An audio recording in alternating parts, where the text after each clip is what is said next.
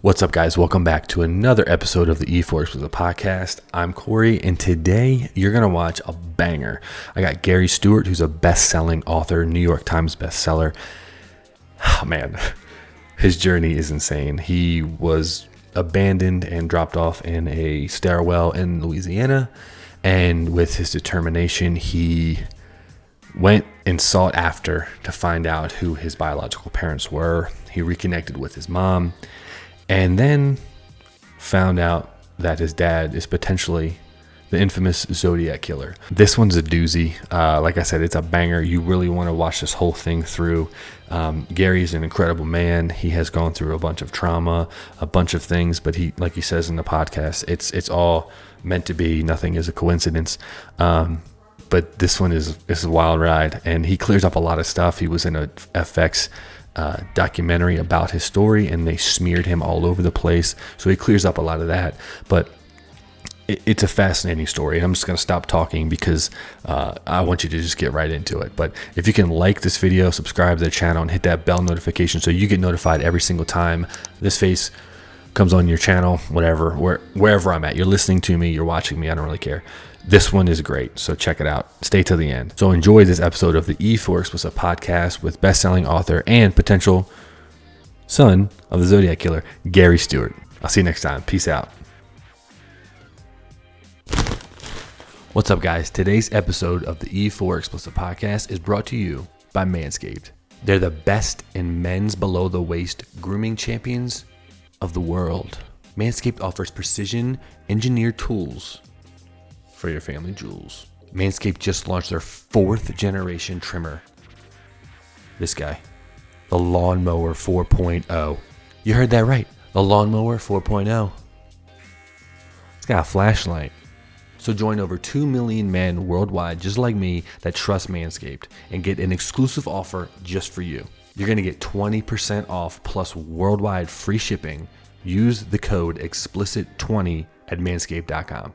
What's up, everybody? Welcome back to another E4 Explicit podcast. I'm Corey, and today we have someone who I have seen in the media, from his book, from his docuseries, and I've been fascinated with his story. And I'm so glad that he decided to come on. He mentioned before we got on it, this is his first interview since the docuseries, which is amazing, and thank you. But this is Gary Stewart, and I'm going to allow him to introduce himself and let everyone know who Gary Stewart is. Thank you, Corey, for having me, man. What an honor. It's been a lockdown COVID kind of almost 2 years now since I last spoke in public. I think the last interview was actually Good Morning America on March 6, 2020. So we're almost 2 years to that mark. And by the way, that I remember being told or hearing on the news, hey, whatever you do, if you're in Manhattan, stay away from Grand Central Station because there's this person who went through there who may have this new virus called COVID-19. So don't ride the subway, whatever you do. And I'm like, what is this COVID-19? Anyway, that's how long ago this has been. Jesus. But Hindsight, anyway, 2020. yeah, right. I didn't go near Grand Central Station, but I did catch the coronavirus and brought it home to my wife and I, and didn't know what it was, of course, but all's good. So I was contacted by my biological mother. It's been almost 20 years ago now. I knew I was adopted. I was raised in a family of adopted kids, and always wanted to know who I was, where I came from. And a lady from San Francisco contacted my adoptive parents and said, "Hey, I am your son's birth mother," and I really wanted to get to know her, reach out to her because I didn't look like anyone in my family, didn't sound like anyone in my family. And meeting her 2 weeks later was the beginning of the journey down the rabbit hole. And it still never ends, right? I mean, 2014, I published my story called The Most Dangerous Animal of All, about my journey to find my father and my discoveries. And that's almost 20 years ago now. But the journey never ends. And I did it because being an insecure person who just wanted to know who his parents were and why they gave him up for adoption, and then having your own child and realizing how important that is to me anyway, was just something. My adoptive parents said, you can't not share this story. You need to make notes. You need to put it in a book, whatever. So I did that. And, it became a New York Times bestseller, and subsequently became a 4-part docuseries on FX. I guess it aired in March 6th, March 7th of 2020. So here we are. That's my story, and fire away. Yeah. So just so everyone listening and watching, he left out like a key part of of the story. Of he's like, oh, this guy was adopted. He tried to find his biological parents. Okay, whatever. No, well, when he went down this rabbit hole that he's speaking of, he came to the conclusion that there's a likelihood that his biological father could very well be the famous and notorious Zodiac Killer. Correct? Right. That, A little honestly, small detail. Corey, honestly, this story was so fascinating in its own right without the Zodiac Right. part. My mother's 13, my father's 26. Yeah. They run away, they elope 4 or 5 times. They're caught by the law, by the authorities, and it's just, the guy who Robert Downey Jr. played in Robert Graysmith's in David Fincher's Zodiac. Uh, he, that he's writing about my mom and dad. Mm-hmm. You know, just what was enough in itself. So, but yeah, that was one of the discoveries I made, and it was never. I never wanted to solve a cold case. My objective was to share this unbelievable, extraordinary story of young love in the Sunset District of San Francisco, ending up with an abandoned baby in Baton Rouge, some 2,000 miles away, and me searching for my mother.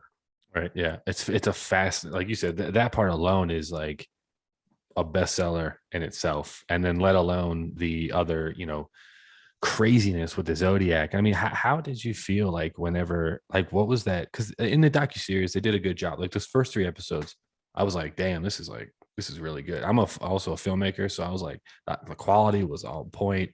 Yep. The edit, everything was glorious. And we'll talk about that in a little bit, but that they didn't really talk about like the moment that like you kind of realize certain things, like who your dad, Earl Van Best is his name. Yes. So can you kind of take me back, like when you found out who he was, not just the name, but like when you started like attaching other things of like his story to determining who he was as a person and like what he was doing, if that makes sense. So my mother, my biological mother, knew things about her past with my father, and certainly she was thinking, if Gary doesn't find out everything, if I can keep him from newspaper articles and police reports, then he won't see just how newsworthy his story was, right? Mm-hmm. It's just a little boy given up for adoption, but that's just not how it turned out. And she helped me with my journey, and I think until the point to where I got too close. And honestly, looking back, I don't know if it was her friends at the SFPD, her husband's, her second husband was the first ever African American homicide inspector in the San Francisco Police Department, appointed in 1970 or 1971. And he was since deceased when I met her. So she went to his buddies, his co-workers, to help me find my father. Um, I think that her hope was that all they would find, produce is that, yeah, you know what, you were underage, because she was 14 when they got married, 13 when they met, 15 when she gave birth to me here in New Orleans. And then after that, they went their separate ways because they were apprehended by the authorities. Hmm. So I think her hope was that, how much how much truth can I give Gary without him finding out the whole thing that would be devastating to our relationship? And so, when I got real close to some of the, I'd never heard of the Zodiac Killer before. Never heard who this guy was before. And the one consistent theme in the feedback that I got from the San Francisco Police Department friends of my mother was that, you know what? Yep, Gary's father had some issues. We have some files on him, but um, there are things in his file we're not going to share with you. And eventually they said, because what's in that file is so heinous, it would destroy you and Gary both. Hmm. I don't know if they didn't realize that I already knew that my father had abandoned me in in Baton Rouge when I was 30 days old, and that he was abusive to my mother, and that he was abusive to me. Then he locked me in a foot locker. I don't know if they were hiding that from me, because I don't know what my mother told them. My mother had information that she could have said, look, I know my ex-husband took Gary by train from New Orleans to Baton Rouge when he was a baby, and laid him in the stairwell of an apartment building in Baton Rouge, and came home without him. I don't know if she told him that, but there was something in my father's file that they said, the SFPD said they wouldn't share with me. And I've since learned that there were many, many things in my father's file that they didn't share with me. And that's because of some relationships I've developed, even since the documentary came out, and just what kind of person my father was. Wow. Wow. And it kind of like the type of person you are. You're also a very successful businessman. You're determined. I feel like you're gonna find these answers, like, and that's why you were so thorough, and it consumed you. I mean, at least in the docuseries, you talked about that a lot, which I thought was fascinating. So it's kind of like you were gonna get the answers regardless if your mom was gonna help you or not. It's the vibe I got from you because you were so determined in finding out who your father was.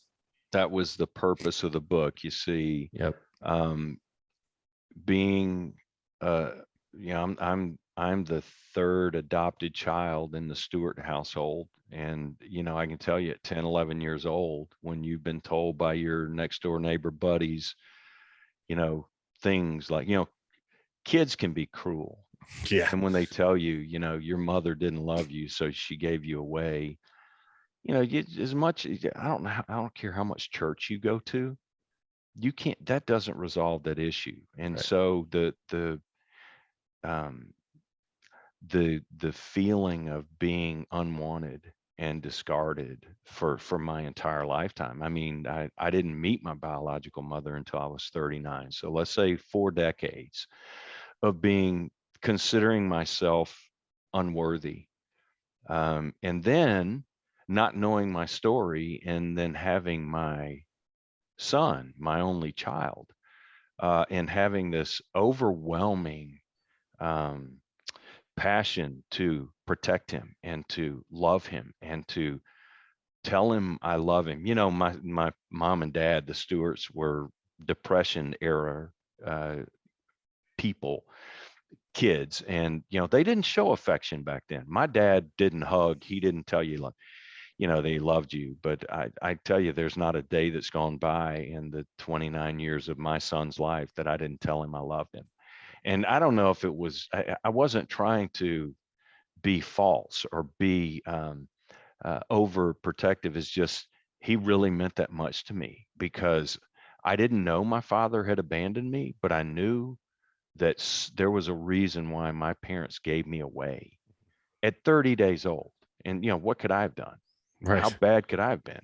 Right. Um, so yeah, that alone was the fuel that burned in me, continues to burn in me to get to the truth and get all the answers, which I know I'll never have, but that still is a huge part of who Gary is today. Right. That's amazing. And that's actually one of my questions was who was Gary Stewart? And you kind of already answered that. And you know, when you were doing all this research and in the docuseries, at least kind of, it showed a lot of tension at a certain point with you and your mom. Whenever I think what you're talking about, so you're getting a little closer to things that she didn't want to talk about. And what I saw is your mom was like, "Oh, I don't remember." She kept telling you she didn't remember these things. And then like the second half of the documentary, she's like saying stuff. And I'm like, well, how do you remember that? But you don't remember Right. all these other things. So that kind of like threw me for a loop. But um I'm assuming that's what you were talking about. Like she was kind of like almost like lying to you in a protective way, not malicious. It didn't seem that way, right? I think everything my mother did from the moment she started her search for me was to present herself to her firstborn, who she was forced to relinquish by her mother because she was only 15. Mm-hmm. And by the way, her mother had another child out of wedlock who would be my uncle.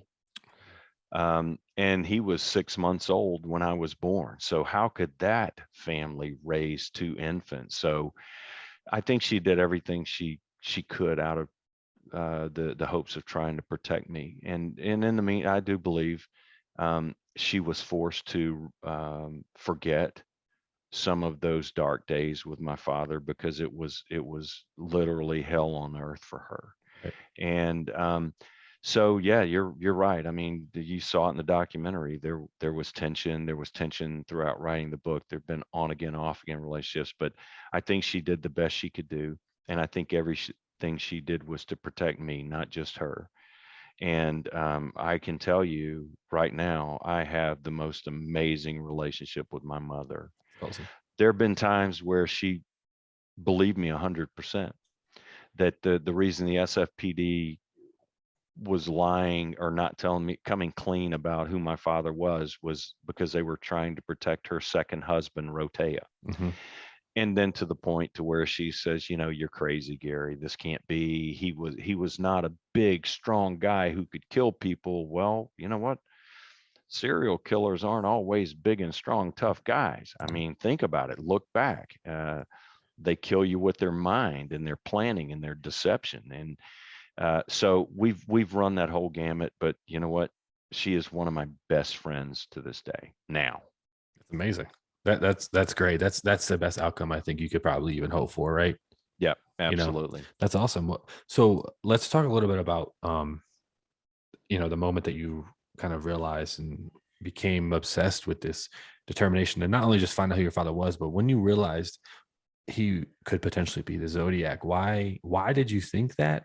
Um, Anybody can go watch the docuseries. They can see that in a certain way. And like I said, we'll talk a little bit more about that fourth episode in a minute. But when and why did you think Earl Van Best, your biological father, was the Zodiac? So my mother and I had been told so many times by Harold Butler and Earl Sanders. Earl Sanders was the former chief of the San Francisco Police Department, Rotea's former best buddies, that, there were things in my father's file that was so heinous that they just weren't going to share.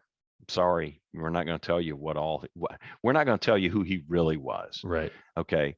Um, so at some point that got old. And at some point I took all the information I had and I ran every avenue possible.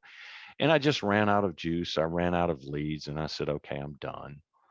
And then it was 2004, I think, July 30th, 31st, watching an A&E cold case file show with Bill Curtis.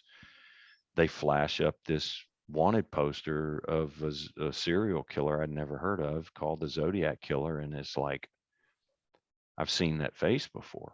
The one thing the Harold Butler did in San Francisco Police Department, he sent me a picture, a high resolution photograph of my father, saying it was an old DMV photo, when actually it was his mugshot from his first arrest record for statutory rape of my mother.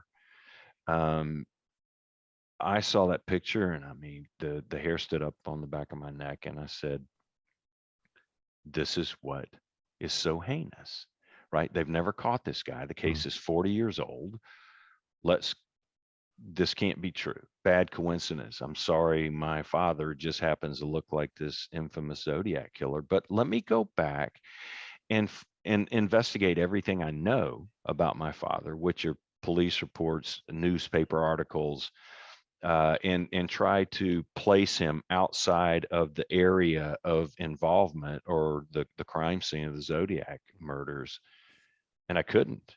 In fact, the deeper I dug, the more I realized my father was in all of those places. My father uh, knew uh, some of those victims. My father had connections to everybody that the current investigation had brought to light about those people being associated with the Zodiac killer. That was it for me. I set out to disprove this, and the deeper I dug, the more I realized, you can't run from this. There's no way you can disprove it. Right. So it's kind of like you don't want to be like, oh yeah, my dad is this person in all these news articles and the Zodiac killer. So you're sitting there trying to figure out the ways that he's not this. Absolutely.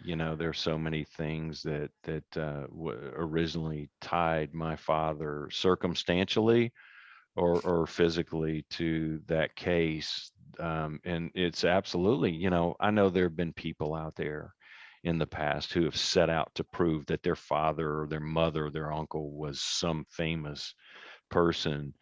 That was not my intention at all. Honestly, I was hoping to find this guy alive because I wanted my son to know where he came from and who his family was on my father's side. Right. Yeah, no, exactly. Like it's the opposite of what you would, you don't go out looking like hoping, for this, all Right. this fame and not, negative, positive, whatever it is. It happened because of the research that you did. And I think that's what was, I thought so fascinating was like I said, no one goes out looking for these bad things that these people like, fathers and people that you look for could be. Right. But it was just so crazy because it's like you were doing everything you could to determine that he wasn't this potential person. And then everything just kept pointing like to Right. it. That you must have felt like, Jesus Christ. It's like, it's strange because my mom and dad, Lloyd and Leona Stewart, were the most supportive people in the world. Look, these guys are conservative, teetotaling Southern Baptist Bible Belt Christians who aren't into all those things. I mean, we swept more stuff like gossip under the rug on a Sunday than you can imagine. These guys didn't want anything to do with anything negative. So, but every week when I'd go visit my parents, I'd tell them, man, look, I found out, my father was at San Francisco City College with Anton LaVey, and my dad would be like, what? The How does this? Are opposite. you kidding me? So every week I had something new, and Dad's like, you got to write this down. Nobody's going to believe this, but write it down, keep your supporting evidence. And then, you got a great story to tell. Imagine shaving with a sleek, well-designed, optimized trimmer that makes shaving time your favorite time. I'm one of the first people to use the Lawnmower 4.0 for Manscaped, and let me tell you, the craftsmanship on this goddamn thing is insane. It will chip away at all that down there. Trust me. I'm talking from personal experience. I use the lawnmower, get a little trim, and then I follow up with the ball deodorant. Let me tell you, if you like to go on hikes, if you like to just go outside and it's sweaty or it's hot out, Swamp Ass is non-existent. I could not go anywhere without the ball deodorant. I travel everywhere with it. It is a lifesaver, trust me. Manscaped engineered the ultimate groin and body trimmer by focusing on intelligent functionality and a grooming experience you'll never forget. The fourth generation trimmer also features a ceramic blade to reduce the risk of accidents. And thanks to their advanced skin safe technology, I feel way more comfortable shaving my boys. The upgraded trimmer also includes an on and off switch that can engage your travel lock. It also gives you the ability to turn on and off the 4000K LED light so you can get a more precise shave. The Lawnmower 4.0 even allows you to cut through that hedge with more guard lengths with sizes 1 through 4. Oh yeah, hey, did I mention wireless charging? That's fucking crazy. The new wireless charging system uses electromagnetic induction, which allows the battery to last way longer than it used to. Man, listen up. If you've been using the same nut trimmer on your face, you've been doing it all wrong. I don't know about you, but I don't want to end up with pubes in my mouth. It's time to get your own ball hair and body trimmer with Manscaped and make me time the best time. And trust me, you'll enhance your confidence if you got some nice smooth boys down there. Get 20% off plus free shipping when you use the code explicit20 at manscaped.com. Trust me, your balls will thank you. Right. Never dreaming it would, ultimately end up being, okay, so I truly believe with all my heart, unfortunately, that my father was a Zodiac killer. Right. Yeah. And Anton LaVey is, if anyone doesn't know who that is, he basically started the Satanic Church, correct? Yeah. So the opposite of a Southern Baptist Sunday. Yeah, absolutely. That must have been devastating. The connections are deeper than that, even going back. There are things that I found out between the time we stopped publishing or stopped editing at HarperCollins and it went to press that, that was in October of 2013. The book came out in May of 2014. And sometime in February, I found some DNA evidence and I found some connections to Jim Jones, the guy, the cult leader from the People's Temple. Is that what they call it? That's it. Yep. Yeah. In fact, my grandfather, Earl Van Best's father, I have a suspicion, haven't been able to prove it, but I think he was ordained as a minister in the Christian church, the Disciples of Christ church, by my father's father, who was a Disciples of Christ minister. He was ordained in Indianapolis, which is where my grandfather was a preacher. I mean, this didn't make the book. There are so many things that didn't, but and so many things that subsequently didn't make the documentary too. But it's just like completely overwhelming. That's crazy. Yeah, like it couldn't. I mean, the stars aligned for that. I mean, Jim Jones. Oh my God, that would be crazy. What evidence do you have of your dad's involvement with Jim Jones? Just the fact that a reputable minister from the denomination of the Disciples of Christ, which is called the Christian Church, in Indianapolis in 1969, 1971, I don't remember, actually ordained Jim Jones in Indianapolis. And my grandfather was the most notable Disciples of Christ minister in the Indianapolis area at that time. He was friends with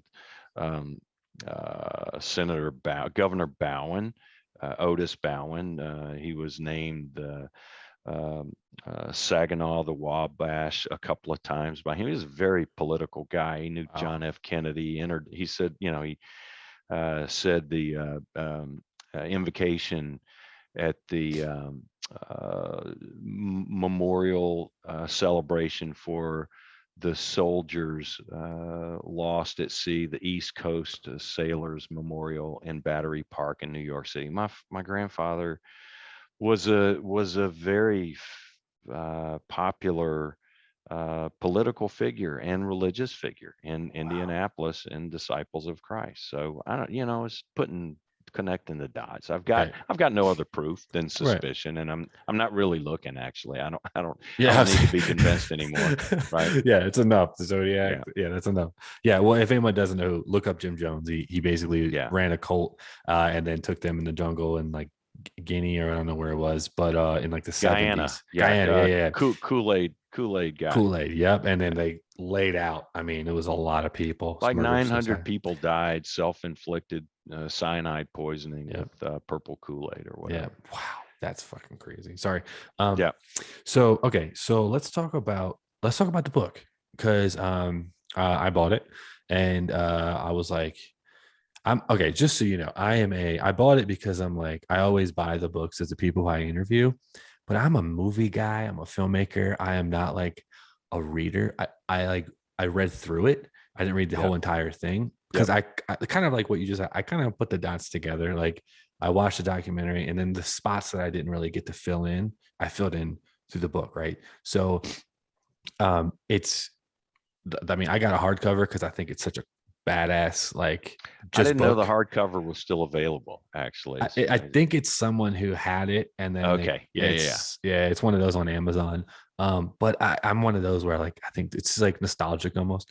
Yeah. And the cover's so cool, with the picture of your dad and everything like that. But yeah, man, let's talk about the book, because you took all these notes of what we've been talking for the last 30 minutes of, took all these notes that your foster parents and your adopted parents told you, like, you should really take notes of this stuff, Right. and keep it going.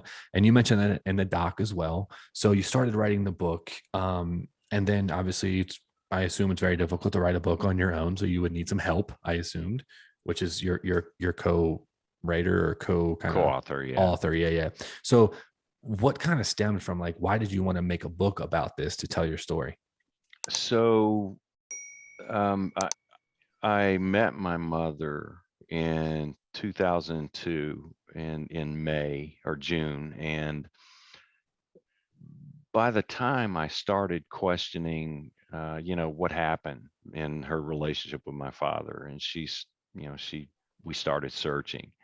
At some point in 2003, I started realizing this is a pretty, you can't make this stuff up. It's like a comic book, cartoons on a Sunday paper. I just started journaling things, and found out about the ice cream romance and so forth. And I guess I did that with the intent of just having good notes for my son, so I'd be able to tell him the story, right? Right. Because he was only 10 years old when I met my biological mother. I'm an engineer. I became an electrical engineer, so I'm kind of it's a one or a zero. It's a black or a white. Is no gray area. Data. So I just wanted to have that stuff, those facts, and so I started journaling that. And at some point in 2005, um, I decided, man, what kind of great story would this be? Right. It's all true. So, and didn't, you know, before the Zodiac revelation in 2004. So as it turns out, I had enough information, enough data, and had written, oh my gosh, I actually had 500 pages of stuff at one time. And got in touch with a couple of literary agents who were fascinated with the story. Hmm. And it just ended. There was no DNA. There was no other evidence except the circumstantial part of the story, and bounced back and forth. Eventually, I got this real posh boutique uh, literary agent who's like the literary agent to the stars. He's done some crazy celebrity stories out there. His name's David Vigliano. And he took the story, and without polishing it, he went right away to pitch it to 31 of the major publishing houses, Wow. and had two phone interviews. I think it was Random House and Doubleday. I don't know. Anyway, basically they said, if you don't have DNA, you don't have a story. So what they're saying is, Gary, all of your emotion and passion, and you're telling your story about finding your mother and looking for your father, that's all great and everything. It's a Lifetime movie, but it's not a New York Times bestseller. Right. We need the Zodiac thing. It's like, well, I can't produce that. This is my speculation. I don't have access to the DNA of, the San Francisco Police Department has. So that was in 2006. I remember Vigliano wanted to get the book published before Fincher's movie came out in 2007. Didn't happen, kind of got cold. I forgot about it. Said, you know what? I've got a real job. I need to Yeah. get back to work. And Right. Right. so the more I tried to avoid it, the more data and more information kept just falling in my lap from strangers across the country. And I decided, you know what? I've got to do this. And ultimately got um, uh, who became my co-author through a mutual business friend, and we put it together and with a new agent, and BG Dilworth actually took that manuscript, now more revised with lots more concrete evidence, to all 31 publishers who had turned us down before. And we got a bite from HarperCollins, and they just loved it. Wow. And made an offer the same day we did the pitch. So they rejected it before and bought it. Was that 2012 when they actually um, picked up the manuscript? So from 2006 to 6 years before they came back and said, you know what, we believe this. Let's Wow. let's publish this book. That's amazing. That's crazy that they took. I mean, because they interviewed the guy from HarperCollins too, in the Yep. doc, and they were Yeah. like, "This is a great opportunity. It's a great book. It's a great story alone." I Right. mean, the Zodiac thing is that's probably obviously as a HarperCollins, they want to sell books, and that was like a big part, which is probably why sometimes you got turned down a lot because, like you Of said, course. you couldn't provide DNA evidence on an open active case. We were very fortunate that Michael Signorelli, who was the acquisition editor who bought my story rights to my story for HarperCollins, he was amazing. You know, young guy making his way in the literary world, believed the story, loved the story. And some I don't know if you realize it, but in the past 10 years, the publishing world has been turned upside down on its head. There have been more acquisitions. There were the big six when I was pushing my story, and now it's like the big five or the big four. They're gobbling each other up. Right. Michael Signorelli went to a different publishing company right after they acquired my book. So that's called being orphaned. So this Huh. would be the second time in my life I've Yeah. been orphaned.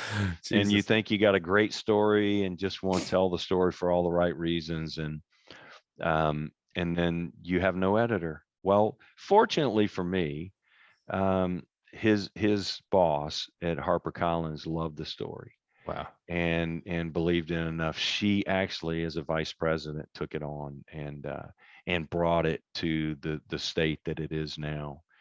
And 10 days after it was published, it became a New York Times bestseller.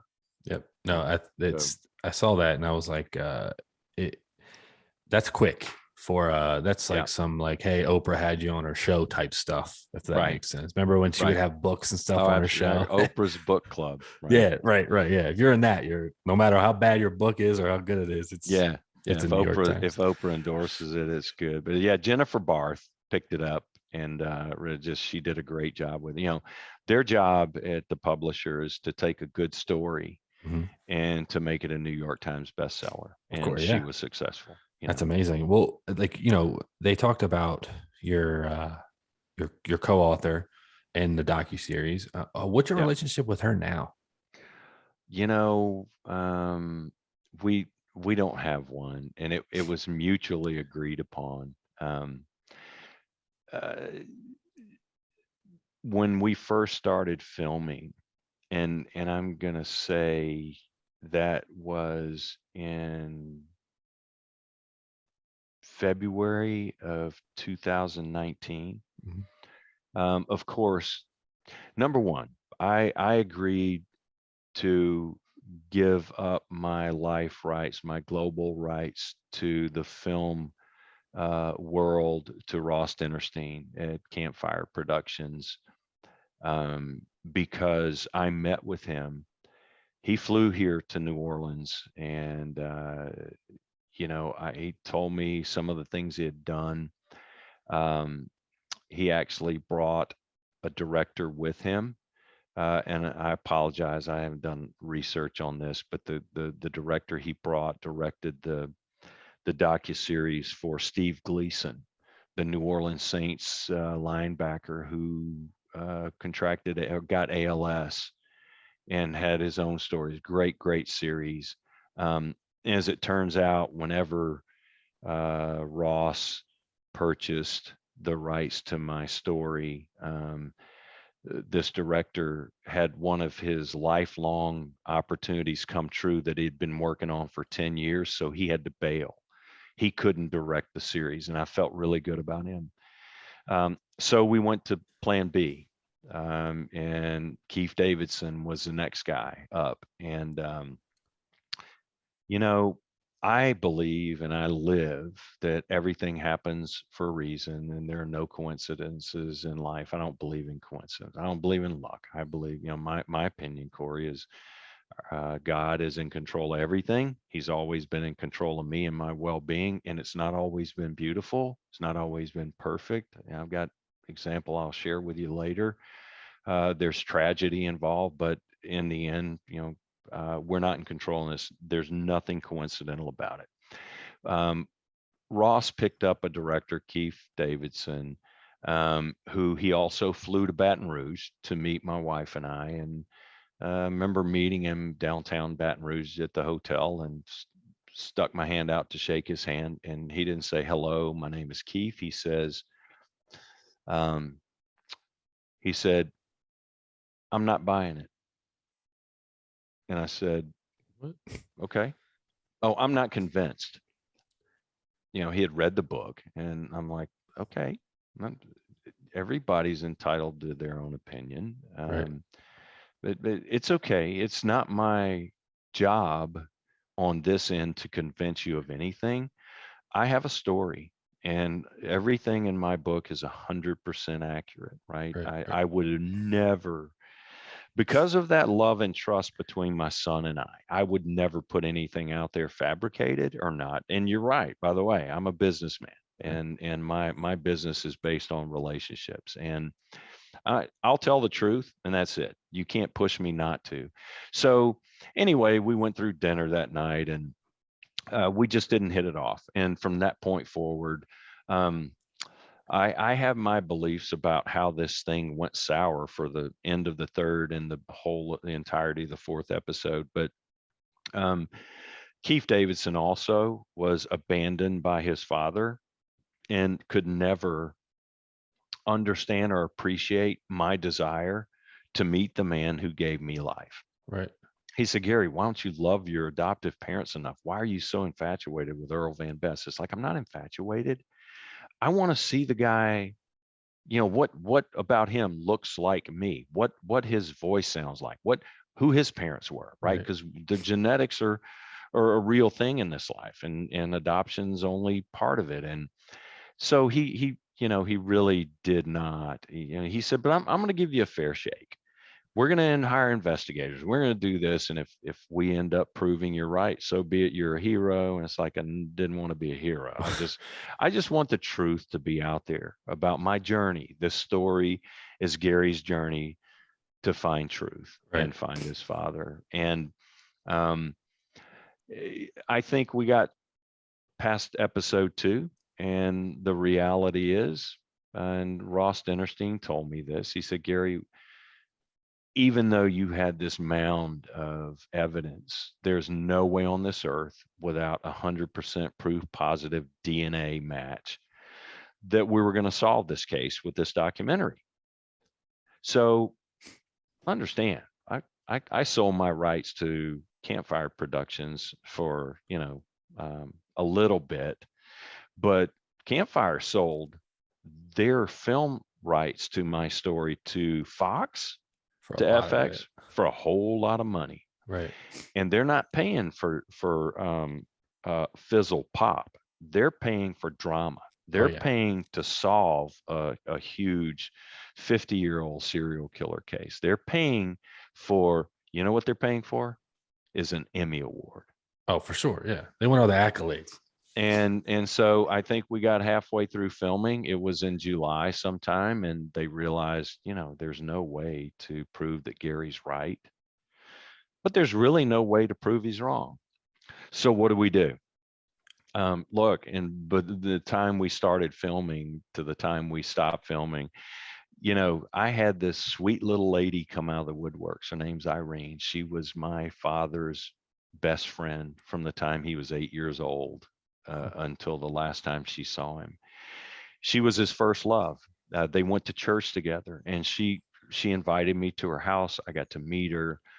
She told me stories. I knew by my father's transcripts from his high school that he missed his a whole semester, and it said due to illness.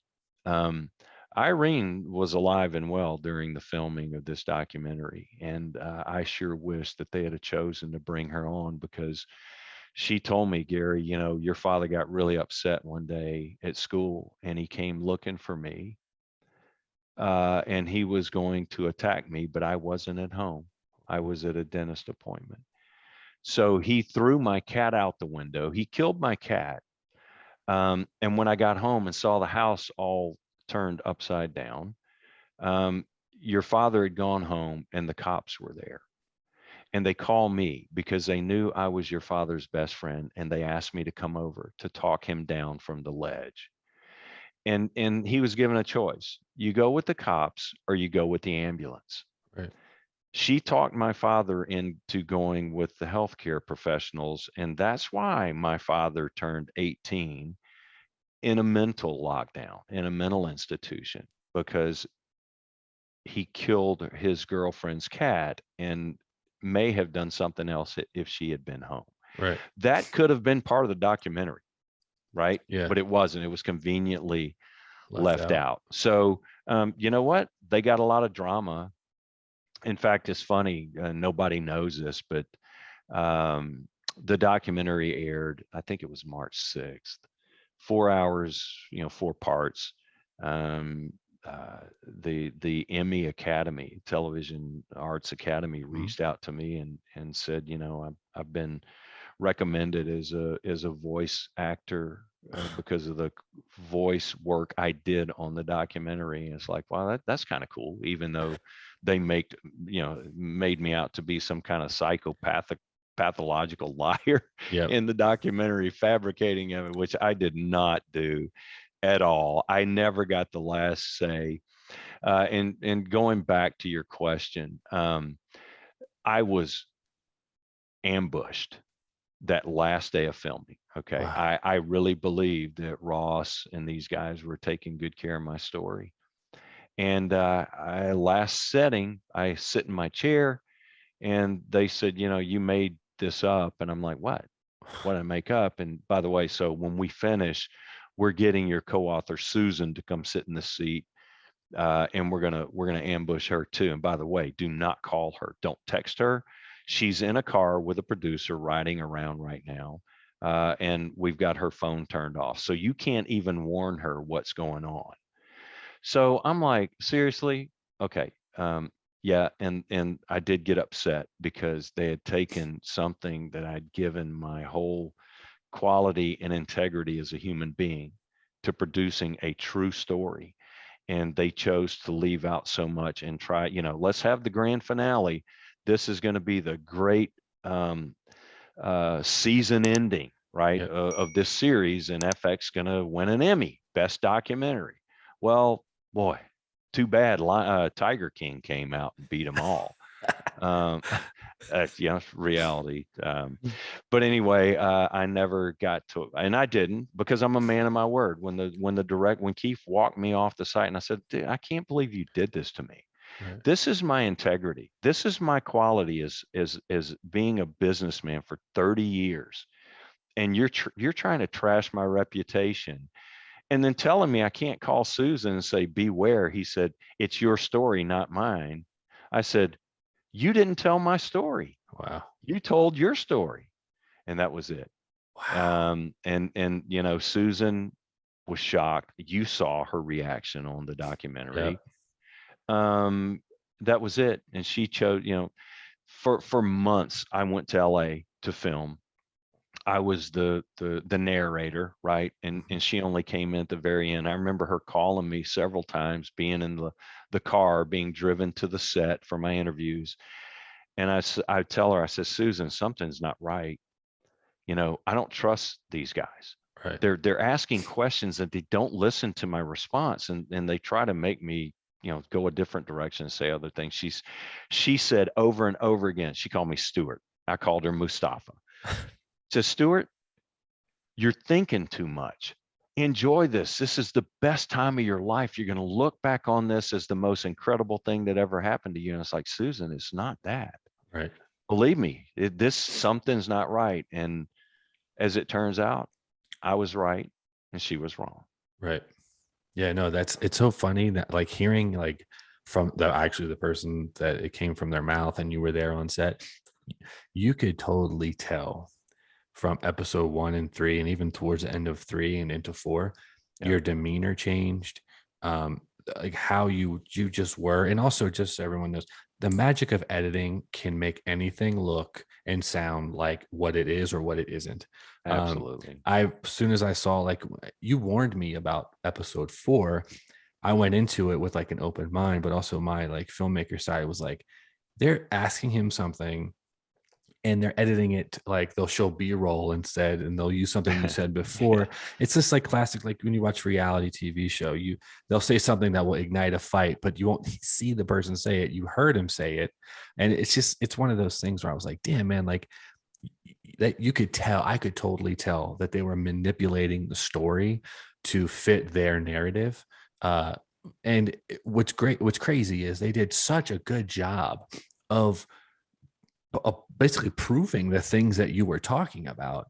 And then they complete 180 on episode 4 and just like discounted literally everything that you said. And then you also but what you said though is I kept, every time they discounted you, I'm like, well, yeah, but they're not proving that it's not true. So they're just like, it's almost like a smear campaign is what I got from it. One thing for sure, Corey, is I did not do any research. Just like today, I didn't pull out my book and read it again. I know my story better than anyone. So I think I sat in that chair for this documentary for like 120 hours to get 4 45-minute segments of film. I didn't research. Yeah, I know my story, but when they pulled that blatant vanilla comment, you made this up, you plagiarized the rap sheet. I'm like, what? Okay, now my mind's, I'm an engineer, I'm thinking, what are you talking about? What did I plagiarize? And then they wouldn't give it to me. And then I kept saying, I said it over and over, I can't educate you, Keith, the director. I said, I can't educate you in DNA and what I know and what you don't know. And he said, but you plagiarized the rap sheet. And I just shake my head. He would say, look in the camera, trying to capture my rage. And I said, dude, you're so, show me what I've plagiarized. Well, they never did, but I eventually found out what it was. And it's the page of my father's rap sheet where my father was finally apprehended, and they sentenced him to 90 days observation at ASH. Well, they said I wrote that into the book. Well, I did type that into the thing because I called Lieutenant John Hennessy, who gave me the rap sheet. I said, Lieutenant Hennessy, what does ASH stand for? He said Atascadero State Hospital. So I wrote it out clearly in the manuscript so that nobody would have to guess. Right. Yeah, it just, I wished I'd have known it was coming because I may have reacted differently, but there was no changing the outcome. They were going for a big bang moment. And unfortunately, the only positive outcome for them was if they could make me look like just a complete untrustworthy person who fabricated this for fame. And who needs fame and fortune? Look,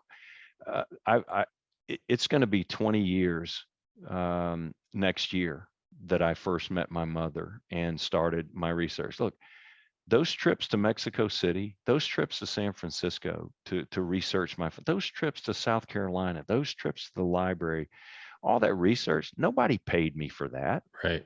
And the money I got off of the book, and even though it's a New York Times bestseller, I'm still in the hole. Right. I Yeah. didn't do this for fame, fortune, or Right. money. I mean, Right. I have my own life and my own career and my own family. And you know what? What's amazing about this is everybody who knows me has been by me since day one, and even more so after episode 4 aired. Right. That's honestly, I don't even know you, and I like, even though you pre-warned me, I've seen the doc before I even reached out to you.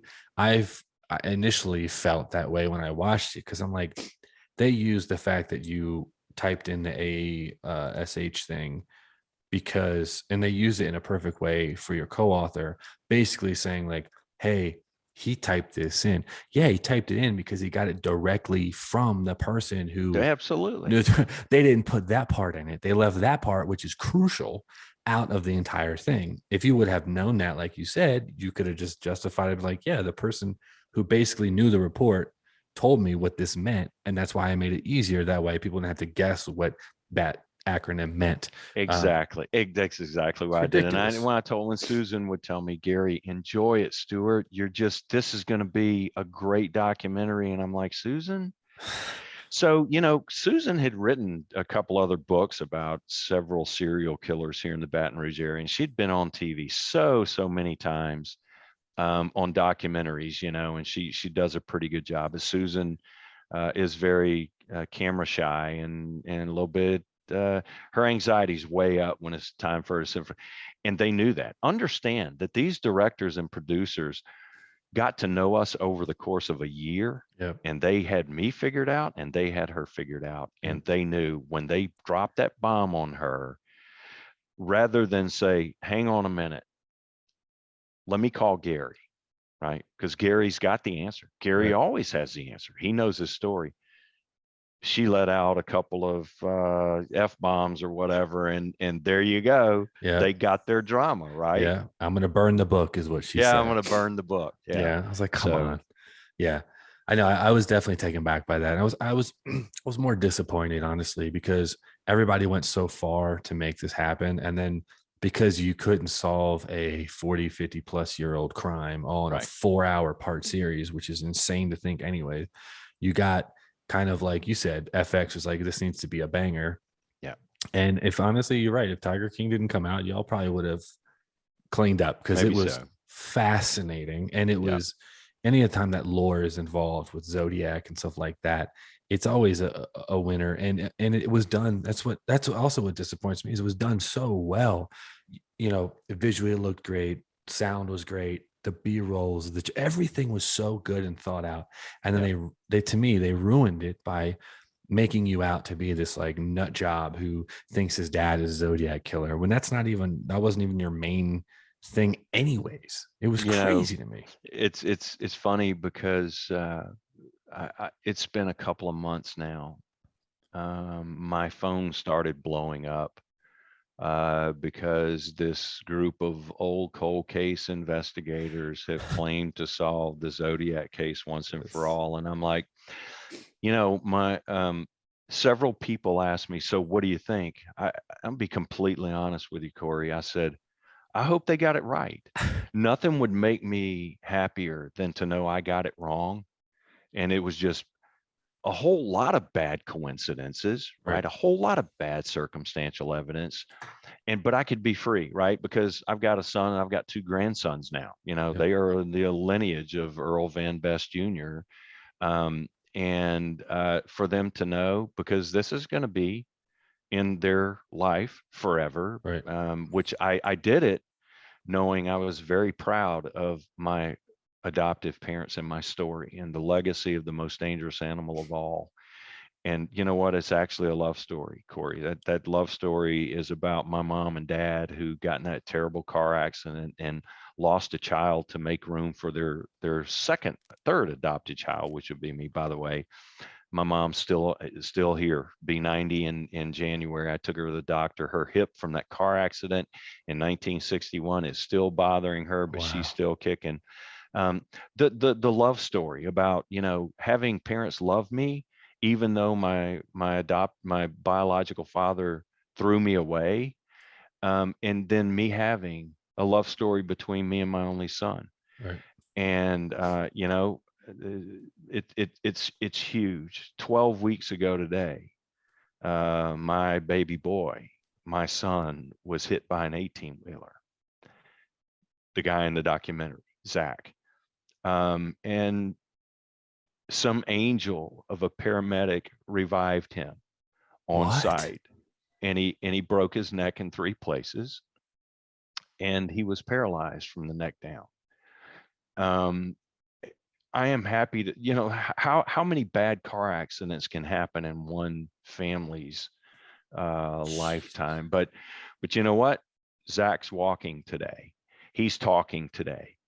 He's not 100% back yet, but I know he will be.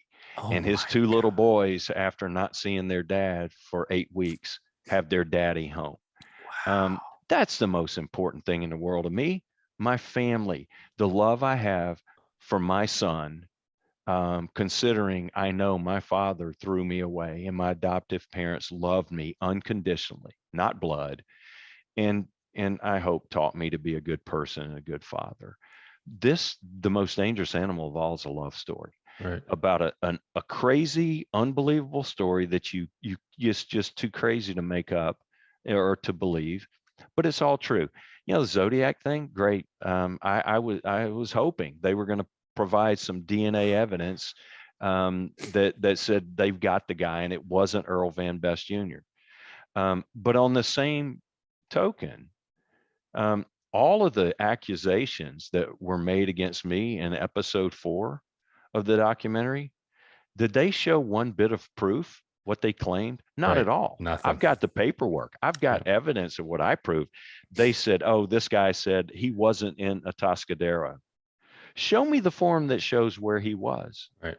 They can't, No. because he was in Atascadero. I Right. mean, they made accusations, but they didn't support their claims with evidence like I did. Right. You're exactly right. And the biggest part that threw me off was when the guy, they had those 2 local PIs, this father Yeah. and son, and they were talking about like the taxi driver murder. That was kind of like not the Zodiac's kind of MO MO. at the Yeah. time. He, point blank shot this taxi driver. If you want to go watch the movie Zodiac, you can watch that, or Good this movie. It's documentary. a It's a great great, movie. Yeah. fantastic film. Yeah. Fincher's a legend. Anyway, that was like kill me, because he's like, oh yeah, we did see evidence that he lived during this, at 2 years prior to the murder. But I'm like, okay, could he could just still live there for 2 more? I was just like, duh. Like They it's did not allow me to crazy. review any of the tape. Oh, number one, understand I was not. Part of my contract was I was not going to be an executive producer, so I had no say No so in the say. editing Yep. and what would go in there. But I can tell you, Wow. Gary Stewart pulled data straight out of the Polk City directories in the San Francisco library. My father was living at, what was it, 749 Bush Street when Paul Stein was killed. Right. Exactly. Yeah, they made it seem like, yeah, he was there, but he was there 2 years before. They never No, no, no, said no. he's still, even if it was 2 years, he could have lived there for 2 years. Like Right. he could still be there when Yeah. that murder happened. It's just, I was so pissed when I saw that, because I'm like, you guys are really not doing a good job here but it sucks because a lot of people aren't aware of those things, and they think, oh yeah, they did a very good job of a smear campaign, in my Absolutely. opinion, They because they made you look, they, like you said, those still shots and of you getting visibly angry, you could tell, like I said, your demeanor changed. They used all of those to their advantage, which is a shame, because your story is fascinating alone, aside from the Zodiac thing. I don't know. I was just, and then I'm glad you kind of brought up the Gary Post thing. The guy Yeah. who, which is also another thing. I feel like all the evidence in this entire case is circumstantial. There's Sure. nothing that's like, eyewitness testimony. Oh, Right. I saw Earl Van Best. Oh, I saw, what's his name?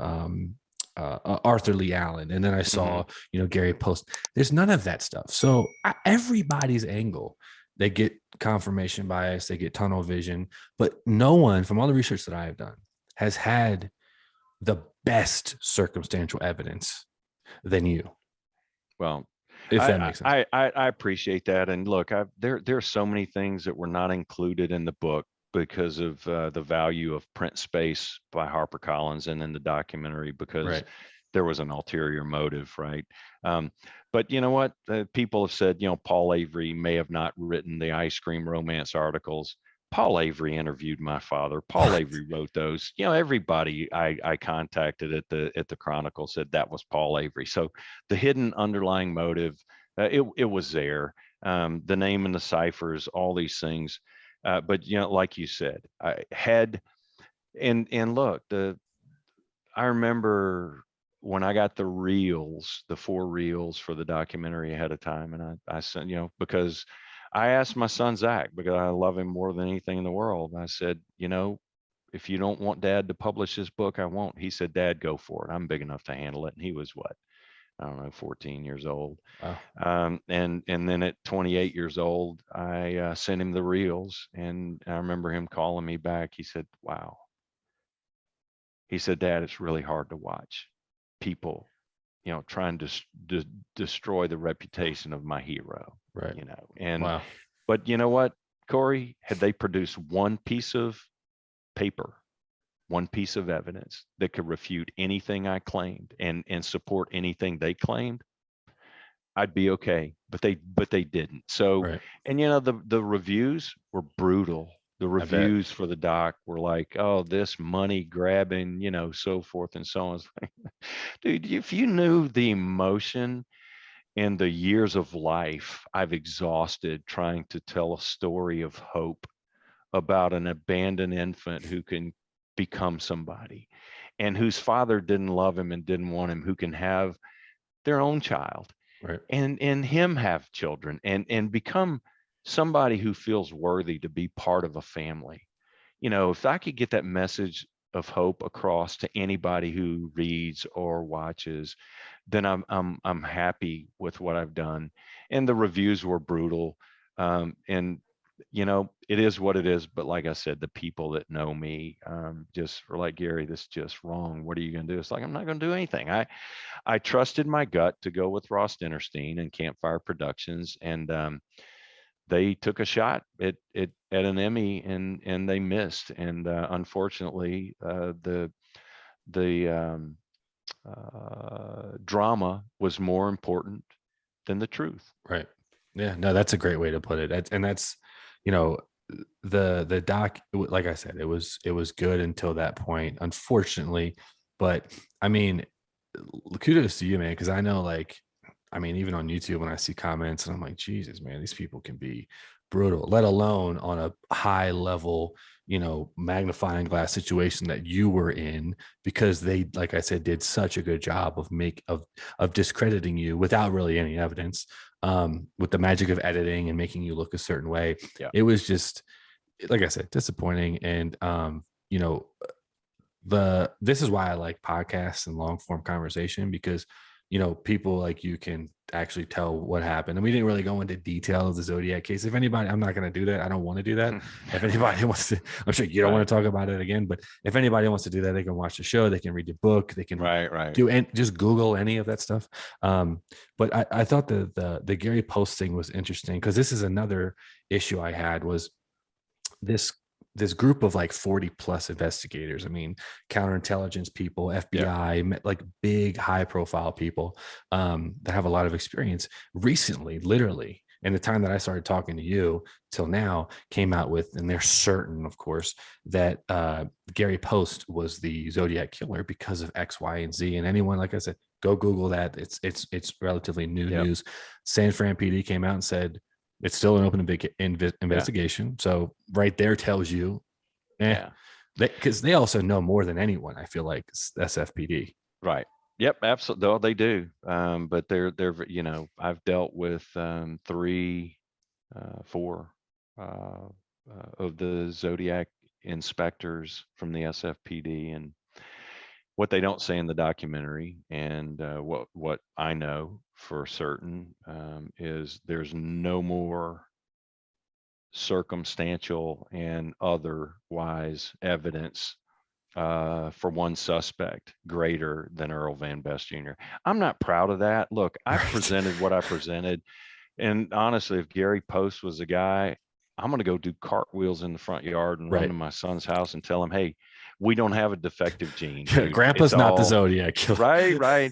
But you know what? One of those investigators, and I won't say his name because he says something totally different on the documentary, said, your father is the best suspect we've ever had.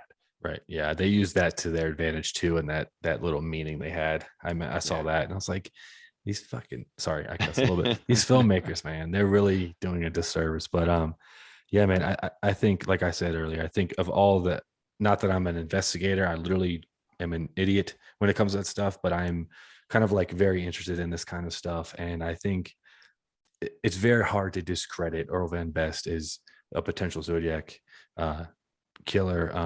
And that's it's not something that you were like, oh, like you want to tote, like you've been saying this entire time. So, I think you've handled everything well. I mean, what are you going to do? Right. You know what I mean? So they said, people said, what do you do? And at some point, it got pretty frustrating for me right after the documentary came out. And I just basically decided, what, I'm done. Everybody asks, so when are you going to do the sequel?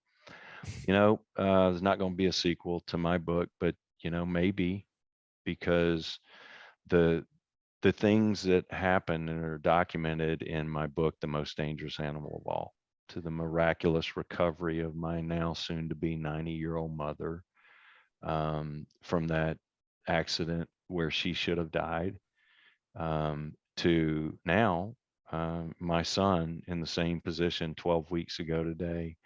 I think he's got a story to tell, and that story is of hope and miracles. And even if there is some dark stuff sprinkled in there, we all have that. But the story continues, and I'm kind of done with it though. I'm looking forward to retirement. I've got a great family.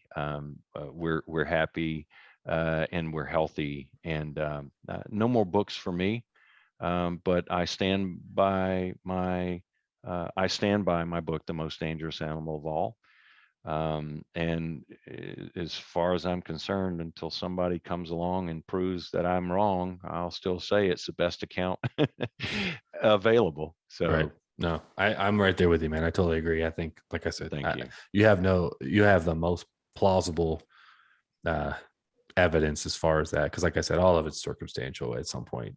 No one's been like can point them out. So even DNA can sometimes be circumstantial. Who knows? Exactly. Who knows? But I think that's part of the lore too of the Zodiac. It's kind of like this mystery. It's always been a mystery, and it's fascinating stuff. But I know we got to get out of here soon, so I want to let you out of here. But man, Gary, thank you so much for coming on and kind of recounting these things and kind of really clarifying a lot of the stuff that if people go watch this docu-series and stuff, I hope they can watch this and understand like what really was going on with that documentary. Yeah, I really Ross and I became friends. In fact, I participated in some of the pre-docu-series release publicity from ABC radio, sitting side by side with Ross and Good Morning America and all these things I did. And I did it because I made a commitment to that guy. He said, man, I love your story.